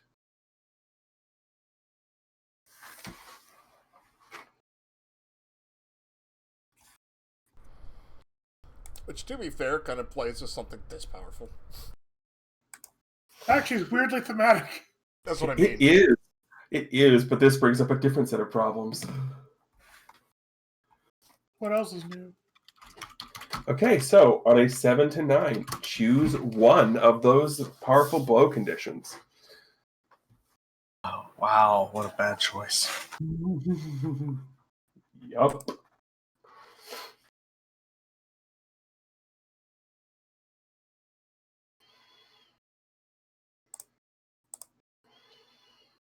I will tell you this from the GM side of things, okay? You guys know how I like to keep track of things. I like my clocks. Mm-hmm. This could have potential to fill or subtract from a clock I have going, depending on what you choose. Drake is going to lash out verbally, provoking a teammate to full-hearted action or take advantage of your influence to inflict a condition. Well, you don't have any influence over anybody. But I can provoke them to take full-hearted action. You can. And the person I'm trying to get to take full-hearted action is Gigi. Okay. So, I need you to explain what you're doing. I need you to lash out at her, and then I need you to roll to provoke. Gigi, this is your mother's fault. I need something stronger to break this mask. Well, the mask is gone because your wish is granted. Well, and to save the tear. Okay. So, that's what he yells at you, basically blaming you for your mother. Uh-huh. So, I need you to roll to provoke. What's he trying to provoke her to do, though? It doesn't matter what he's rolling to provoke her to do. Fair. So, Gigi, Uh-huh. you see this happen. You see him, and you remember the dragon's tear, Mhm. because this is what cured you from being a Vambi. Right. And he shoves it into this mask, and it glows with that same ruby glow. And the mask is gone. And then power erupts from the dragon's tear as it cracks down the middle, and the glow stops. And Drake is yelling at you, screaming that this is all your fault. But it doesn't come across very convincing because, well, he rolled a 1. Also, though, he's probably very emotionally upset right now. So how do you react to this? Because Drake's, like, raining down anger at her and about, like, her mother's influence and such. At first, Gigi is kind of, like, stricken and offended. And she kind of gets that little pouty face at first when she's like, mm. But then she, like, stops and she thinks for a moment. And she's been here before. Where Drake kind of lashed out and like, things got kind of heated. And she kind of walks towards him as he's talking about how much it's her fault. And she puts a hand on his. She puts a hand like on his arm, and she says, "I know, I know."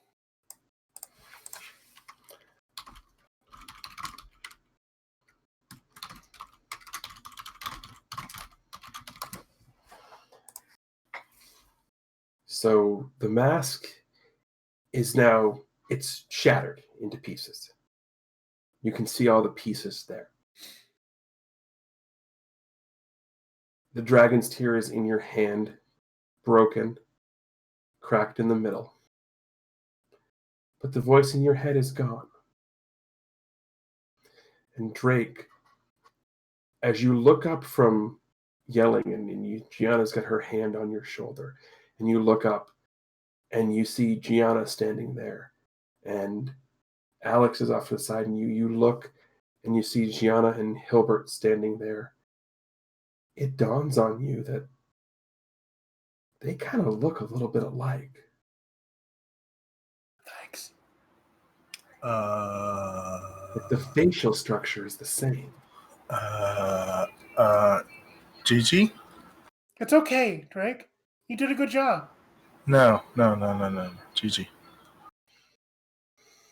What? Drake takes both of them and sticks them in front of a mirror. As you stick them in front of a mirror, initially you see Gianna and Hilbert's reflections. And you can see a little resemblance. But slowly the mirror begins to shimmer. And standing in the mirror, instead of Gianna and Hilbert, is an ebony-haired, skinny boy and a giant bird. And the boy reaches out through the mirror a hand. And the bird behind him, Gianna, you recognize this as Castor, the crow. Oh boy. Oh, the kid. Speaks. And he simply says, if you'd like to know the truth, all you have to do is follow us.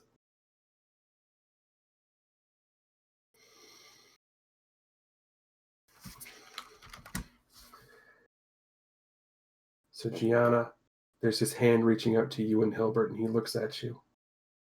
What does he mean? And Gianna puts a hand in front of Hilbert to kind of protect him from these guys in the mirror. And she's shaking her head. I don't know. But whatever it is, they're bad news. Alex is looking at both of them with a lot more interest than he probably should be. He actually makes eye contact with Castor.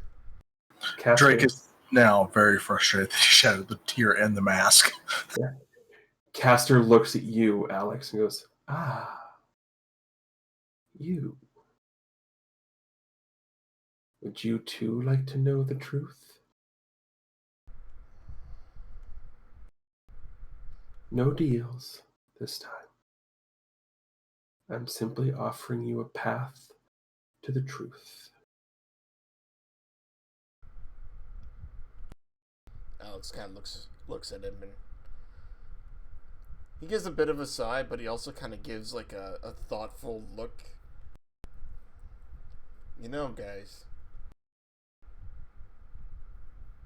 this might not be a bad idea. We do it together. Agreed. What? All of us.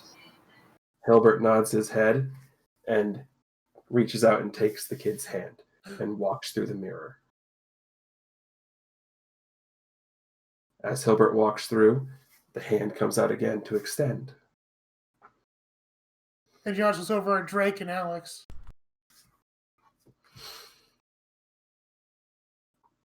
Oh, Alex is going to go ahead and take the hand. He's going to go with it.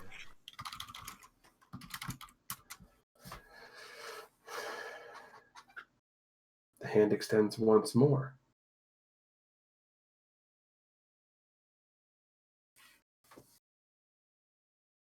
And Gianna looks over at Drake. Are you gonna go? Drake clutches the dragon's tear, reaches for a necklace, puts it around his neck. I have to. Drake walks through the mirror. And it's just the ebony-haired boy with his hand sticking halfway through the mirror, looking at you, Gianna.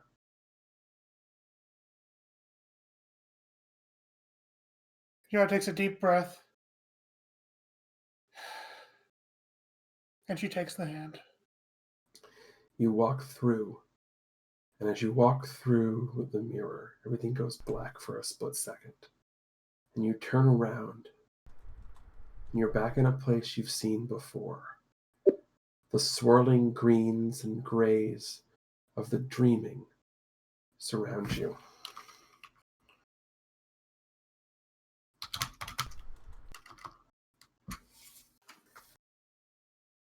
and you're up on a high ledge overlooking everything.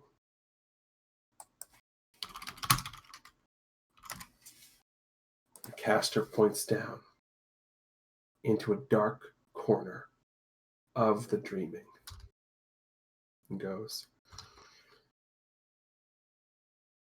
I know your friend is looking for someone. You'll find him there. When you're done, hopefully there's still time. Because I think Dreamweaver is going to be moving on the Dragon Realm soon. I need to get back to a meeting so as to not put too much suspicion.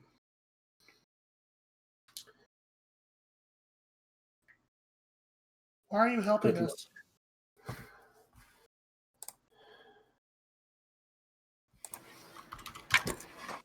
Caster looks at you. Because there's a natural order to how things should be. And too much, too fast, too quickly isn't how it should be. Besides,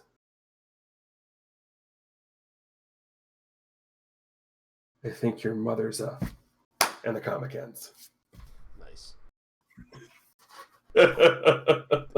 Charlie going too, by the way, because he totally would have done so. Yeah. So on the back cover, we go back to the nondescript house, and there's Charlie looking at the mirror. Confused, poking it. Right.